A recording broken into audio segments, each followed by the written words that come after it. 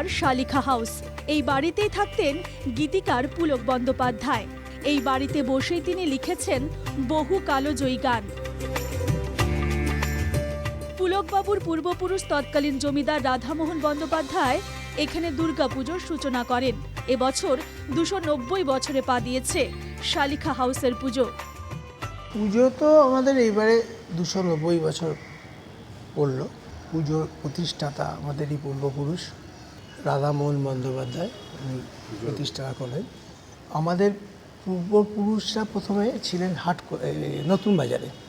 নন্দকুমারের যখন ফাঁসি হয় সেই সময় আমরা সালকিয়াতে আসি, তখন থেকেই আমাদের পুজো হয়। পুলক বন্দ্যোপাধ্যায়ের আমলে এই পুজোয় অনেক জৌলুস ছিল। পুজোর সময় আসতেন উত্তম কুমার, পরিচালক সুজিত গুহ, বাপি লাহিড়ী, মান্না দে, হেমন্ত মুখোপাধ্যায়, আরতি মুখোপাধ্যায় সহ বহু দিকপাল মানুষ। বাড়ির বৈঠকখানায় বসত গানের আসর। আজও সে স্মৃতি জড়িয়ে রয়েছে পরিবারের লোকজনের মনে। পুলকবাবুর সময় তো পুজো হতো, অনেক জৌলুস ছিল। তার কারণ হচ্ছে অনেক বড় বড় আর্টিস্ট আসতো, মিউজিক ডিরেক্টর আসতো, অনেক ডিরেক্টর আসতো। আমি দেখেছি সুজিত গুহ তিনি এসছেন, অঞ্জন চৌধুরীও একবার এসছেন, মান্না দে, হেমন্ত মুখার্জি, আর মান্না দে তো প্রচুরই এসছেন, আরতি মুখার্জি, দ্বিজেন মুখোপাধ্যায়।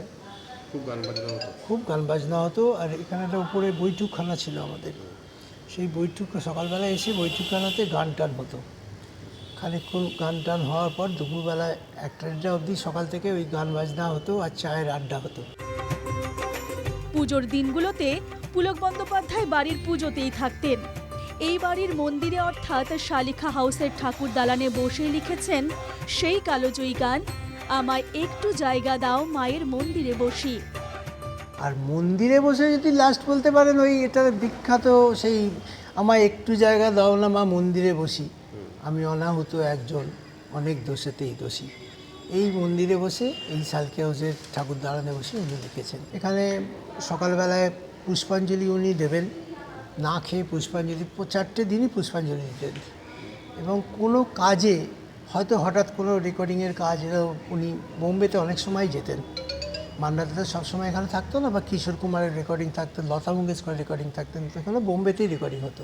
কিন্তু উনি বলতেন পুজোর 4টে দিন 5টা দিন আমি আমার বাড়ি ছেড়ে আমি কোথাও যাব না। শালিখা হাউসের ঠাকুর দালানে তৈরি হয় প্রতিমা।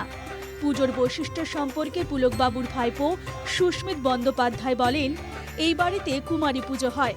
দশমীর আগের রাতে মায়ের বিশেষ ভোগ তৈরি হয়, যা বাসি ভোগ নামে পরিচিত। পান্তা ভাত, চালতা দিয়ে মুসুর ডাল, ল্যাটা মাছ পোড়া থাকে এই ভোগে, যা খেয়ে দেবী পাড়ি দেন শ্বশুরবাড়ি। হাওড়া থেকে অর্পণ সিংহের রিপোর্ট, NKTV বাংলা।